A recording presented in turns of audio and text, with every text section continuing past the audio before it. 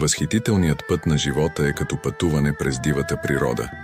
Всяка стъпка, която правим, ни отваря вратата към нови възможности и изживявания.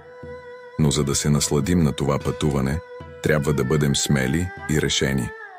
Предизвикателствата, които срещаме по пътя, не трябва да ни обезкуражават.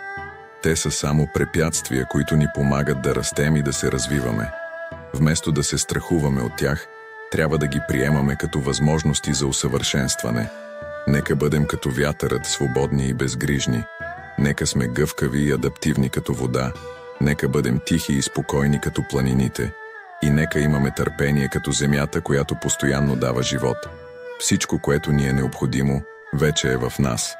Силата, мъдростта и смелостта са в нашите ръце. Нека не се страхуваме да ги изразим и да ги споделим с другите. Всеки нов ден е възможност за промяна и растеж.